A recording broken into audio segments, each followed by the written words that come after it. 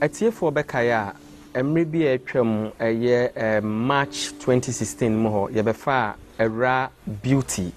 a osimenchen asem edebrem se yeremfi a era beauty na owo botiano a oni ne kunu enya entawantawa kakra na ne kunu no omeyete ase se na oyobi a onom nsapa dakro beauty ewo kitchen a wo ye aduane na ne kunu ba se aduane a eye beauty eye ma no wamfa enam anto so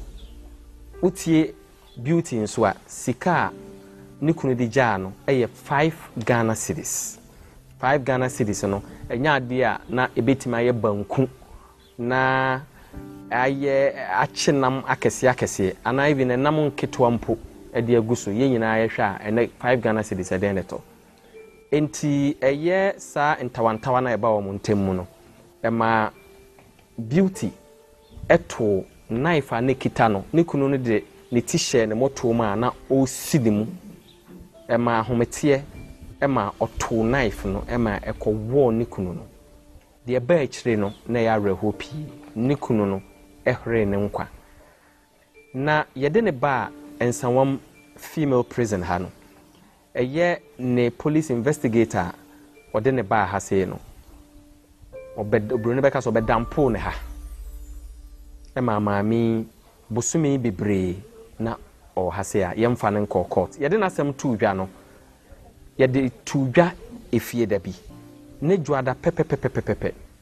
ena Kaswa District Police Command no na investigator ya assign no say omefa ne nko court a wansi ha no obefa anasem ede court yapese ebisa beauty ene ne penny a one ne wo fie ha ye madam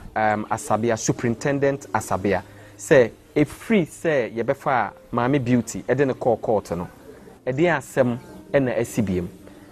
de bedi kan mante Asabia mechiao na apom tisen nyame adom beauty bibia bokode yo say ye do asem tuudwa na ya reho asem pa ema Ghana fo pi esunye uchirechire mu se wanhyeda na yesa yi nkwanhia na eto wukunu no ebaaye na police for befa wo court no edi ansem ne siye e wo court ho but oda hom befa no e mande ye koye yankotu jeje ntomo ni koda police Wednesday na yesa koye nsuma nkotu jeje ntomo de mi ko judge for front na judge send the member for 1 month na ye me family eno echi ne ansa be family enti e free sada no obiansi ha biem ese obefa akokot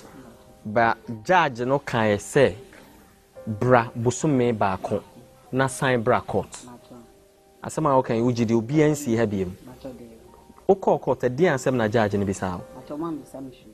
ya misa wo hwe yanko superintendent adobia ho na yemisa no say asema beauty airkan no owo hunim dia ana superintendent em say yebedikan damase se moma ho kwan de maami asem betudwa enye ono nko asem na yede to Ghana fo anim adwuma ye no enye se obrone beka se ye retry the court no eye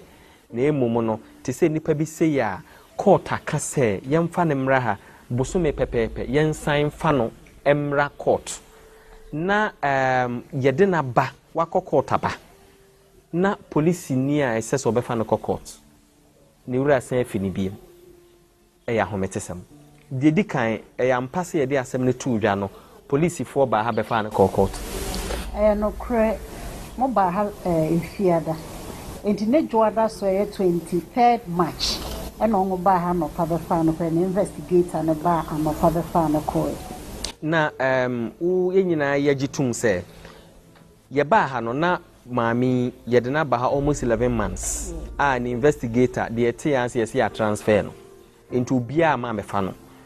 na yede asem ne tuudwa no ejoda pepepe eye Kaswa District Police Command almost ma police ni foforo ma ne ba ha befa no court police for ne ba ha no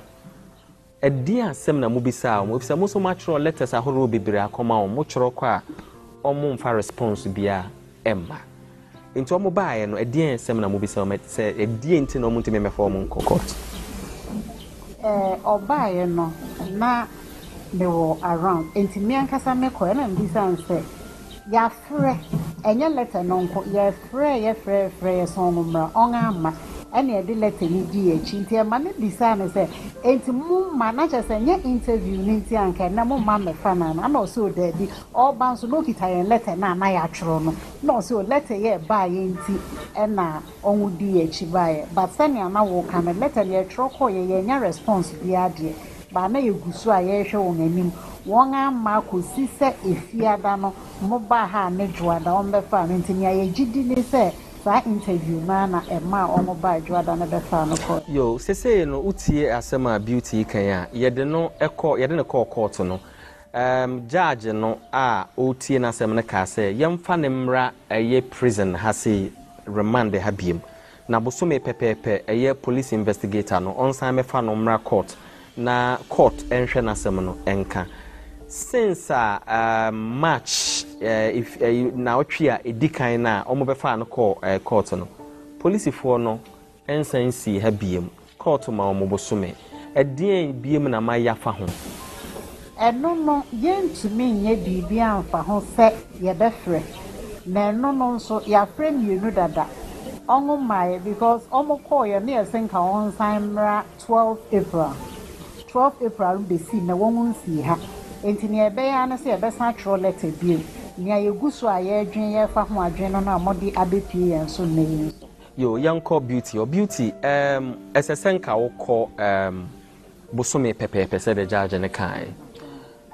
police ni no sebe wayira onsi ha biem se edien na wo kom se de odi kan kan no waja o man keten nkwala na so ma de mfie sen ba ko 5 years na kitwa no 6 months kitwa ne uja no no 6 months enti edien na wo kom enchechema ade ma ne se wan sheda na sa asem ne ba eno de eye atemuafo no court judges no omo na wotumi se omo be decide se de wo ka no eye no kre anase nye no kre na de hia ye ne se ya delay police fo yemefa won court wo remand judges ni bu ha omo pon be ma date of arrest say anti asabia oji de mekan etum wa anya lakin so a judge bi ha o ma date of arrest na remand na wo no day so say years na wo be wo nyina na ahye agukwa sese ya wo mu ya still police for instance hai eden na wo kom oba no nso swa 6 months adwendwen ben ama wa adwendwen kosoro anase wafa ne sese ha be ye ofie awie nti no wo ne gem wa ha sen na ho ye wo sese ni dem de dia me sese me wa ha me ni hwia me ye na sese me prime sisters mu so mo ko hwia police na mu ofre o sisters no ye empanifo ma ofre o sisters no na omuso mo kohwehwe police ni na omu hu no sisi den pa na etete ho e wa hase ma titi ma na tete me se me ma bebi omo wo bia me nim bebi omo wo omo na tete me anti asabe ya mensa ma oso biem sisi sa police asemi no sa mo tro letters mo frɛ ena se omo ma mi asemi ya san ba ho biem e ade a ya homete o si ni sister akohwehwe police ni no omo so omo hu no police ni a ya san ye ne so omehwe ma mi asemi omo hu no eye na busuafo ena se so omo kohwehwe police ni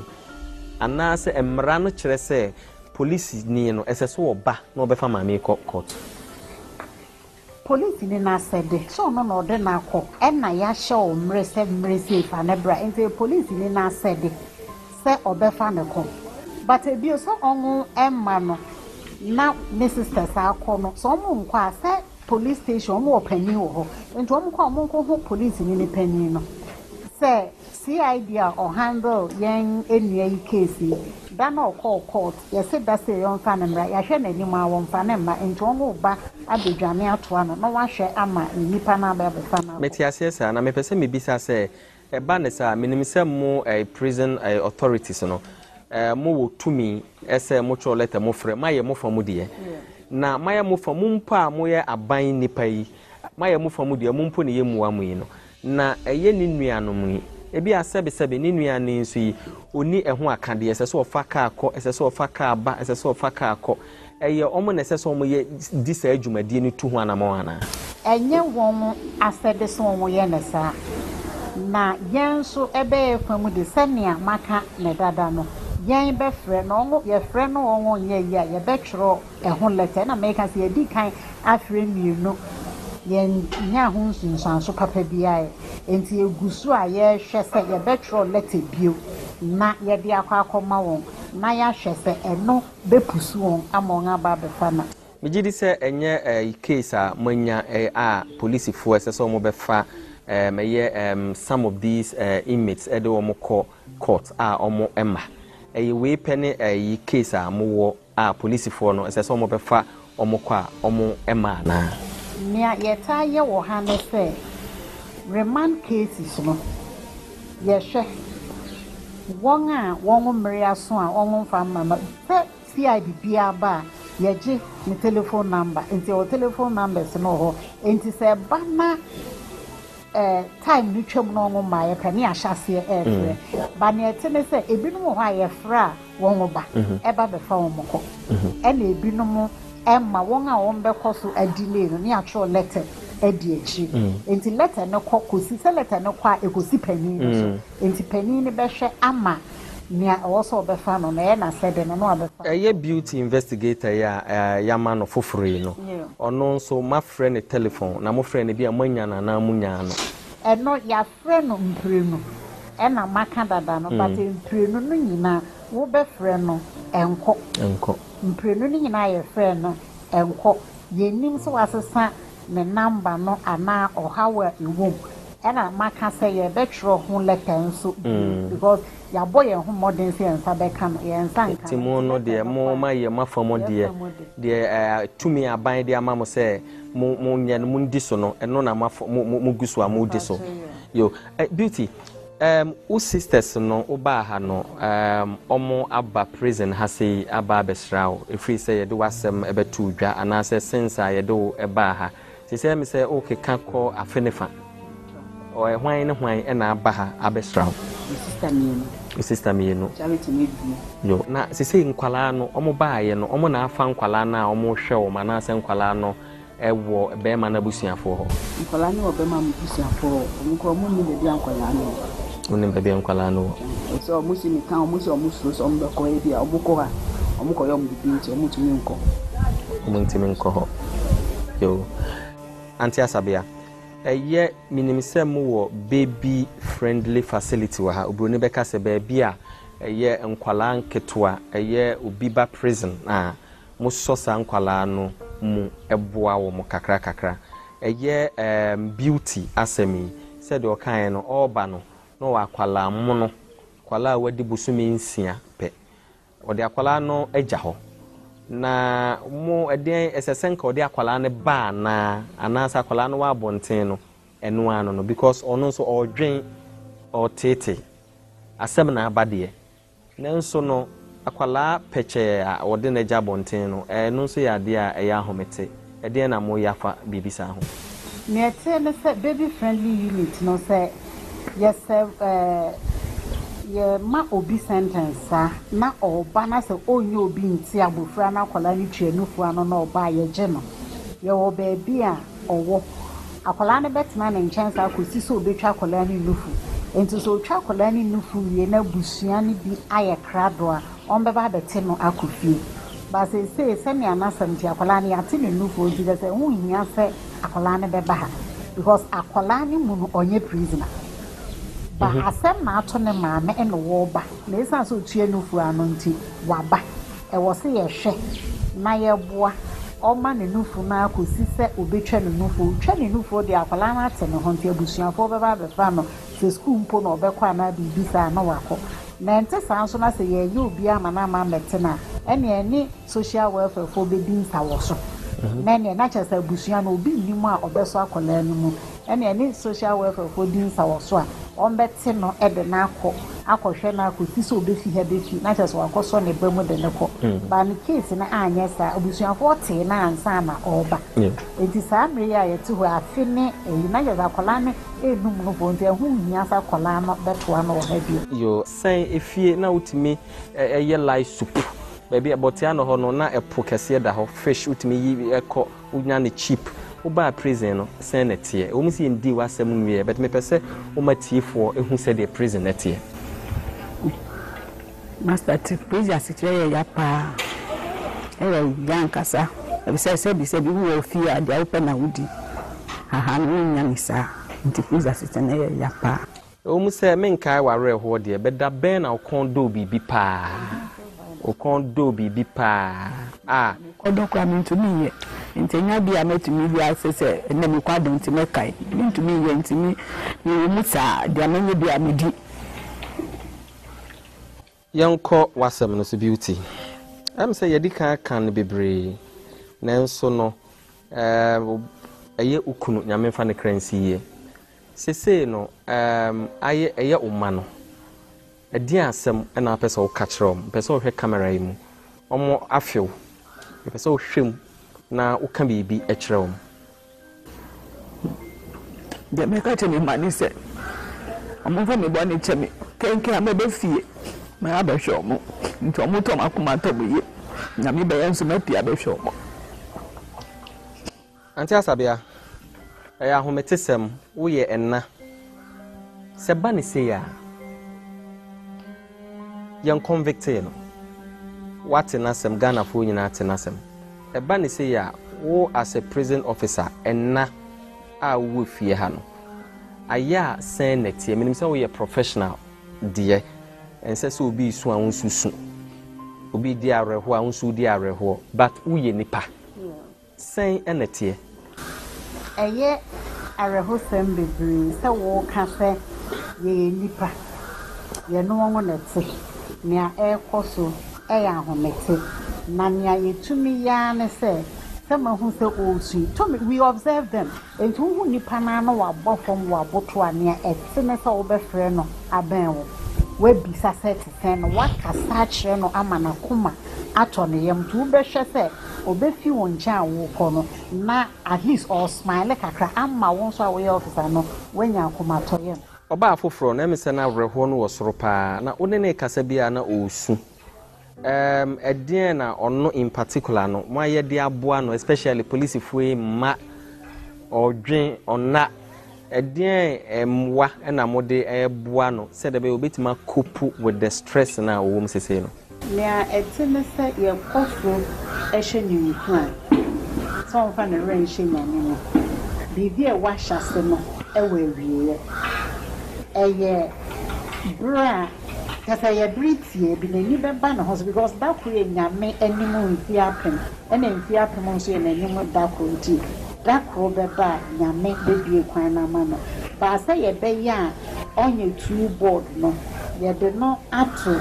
ye kanti ho a oboan kakra no so kra be chere da boa no catering fam no mo ne abinti se opiempo na se ose obeye aduane bi kra tonwa eno no so ba boa no eno kre na emom ade a eya ahometemi ntwawa no ene se mo ye bi benipa yi de ne ba ha yi police fuoi emma enye nasem ne be fa call ya yenim nsem bebre obetima di 50 years ewa ha yenim esi mo ye bi de entin eno ne ade a eye nipa pi ahomete en ye bi no se ye returns nso the co headquarters enti sansem nyina nso da enti mra ye fight or ha no headquarters nso fight enti ne tibiara ye benya positive response yo mamensan enko Kaswa district police commander na memfa asredie enkoto nanim say edikan de asredie ekoto nanim tama ye de mame ba ha ye begjae no to hai enkro ayi police ni begjae no to hai odi otie yen ema omo be fa mame ko court na court no ka se bosome pepepe yemfa ne mra se de ye dikan aka no commander yesan kai obiem police ni a uyi ni so mehwe maame asemi court ka se bosome pepepe police ni no since March 2016 aye womi onsi ha biem ahometesem so wo hwɛ de ekoso ya untimi minyini se obetima tena ho ese rule of law na any democracy na yen agye atum as a country no ye betoto nase enti ye behre fa ona isi form na till se court ebeka se maami odi fo no ye ntimi nka se odi fo enti yen hwe na de esese ye no yenye commander fa ona isi form na ye bibi fa ho enim se illegal aid scheme anka boa enipa bi o moti sei nanso no oni lawyer bia yesre Ghana fo yesre omo a omo pese omo ko se de ye ho asi o se ye ko ama omo a omu ni bi omo asem ya re ho no se momboa beauty ne masusa na onfa lawyer na lawyer no enka na semoman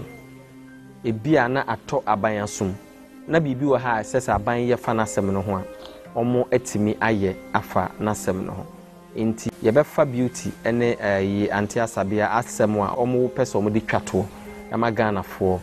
ete beauty Ghana fo ti e den na pese wo ka kire omo na mo aben na wo hia e den na wo pese wo ka kire omo Pete Ghana fo ni ma se omo mbua mi na ma se mo idie ni obi a obebua ni da be mo nto kuso nke mi sro omo mbua mi afa be na yo say anti asabia say the beauty there to Ghana ya de shede no de to Ghana fo nim say onka so obi meyi no say obi member ha obi ntimi ma ha so obi yi no nanso wo a watie na semi no kwan bi a pese ode boa no ana say sebe owo ma obi a nso a pese oboa ne mana wagya o mu fie no say atoyi na yasum nti yebeti anti asabia wasem a etwato okra me meka ne say prison say ma ho say mema ho say fa hono say prison hono ye fe say hon ye fe prison ayo bi afie bi but say onipa shed that born ho timu say meye near the nearby because prison there onipa ene wo ho wo ni fan ho di ena wo ban so a privacy ni ho wo bi eni ho obey ni prison ha prison officer antena mu won ne wo ho sa me kokua mu me ye bibia e manso ofie abusuanso ofie wontumi nya wadwuma ho se wo sheda na se wo ba no aba beda prison enti se opeso ofre obi po a na mo ofre no ama no telephone so as a prison officer gina ho e was a prison officer gina ho tie the loudspeaker na wate nsem a wo mo ka visitor na beba be visit to a prison officer team mo kasa e was a otie ne a e koso enti wa wonti mi nkotena okokua mu enye obi bia se na nye ohoho ana bibia etesa e na afi nso no bebre na nso taaye ebufuo enti yenso yakoma mu ne nya abotre bebre na wo hwehwe case se wo prisons no na dey abotre kakra obi enya na abewie no prison enti enya abotre yo say we de tie for mu nyina mate afutu a ye maame asabia de amaye nyame Nhyira no Mr. Ibrahim ne dom mejna prison in Pennyfo anam ne titru ne South Female Prison OIC ne officers na inmate nyina anam adamasi bebresi eni so ye no yaka 4 walls yimo ye sorry anopa ne bebe hye ha nwumre ne ekofie yentumi nka yasem mabamu abeka yasem di asem no edu ekire amanfo ehuni a ekoso ha na minim se mama nkofo enya te mama prisons this time senese enkan no because na nyema bebre koso a onwonti ase ba ma biebie nyema bi ani so a kirem enya no nko mo banso a mo bom ho modern ara sa mo bebre won nyema kakra nia won bedi nyon de beye on ho bedsheet mo boa e ka kirem nkofo ma eto ma koma so na omo ye mommoa so na mo de bibre enti e maame adwoa be na o kuma sese wutie ya because niema eba ya no so di ma akoten yensa ka niema no yesi eda wase bebre na ye mmuwa na ye hia ne de etu nya ntwaye sabre ya mashase eni se mashase eni na mo bekoso aye mwa e chensa ne ho ahan ye na ye tume so atete won yiye etimi amomenya nsakraye fi prison se no ngepia ba no mu pie ba ye nyina ya bom won abeboa yen ama ya chichiri yen fie abusua no achichiri mpotemu ayewo na aso Ghana mine nyina yo ene ye beda wase anti asabe nyame nhyira beauty ndi areho nyame ebe yiguso se de anti asabe aka no ye gidi se yi asredi a ye ato Ghana fo anim ye de ato Kaswa district police commander ebe ko masum no matimi abeboa nti nyame yo ho why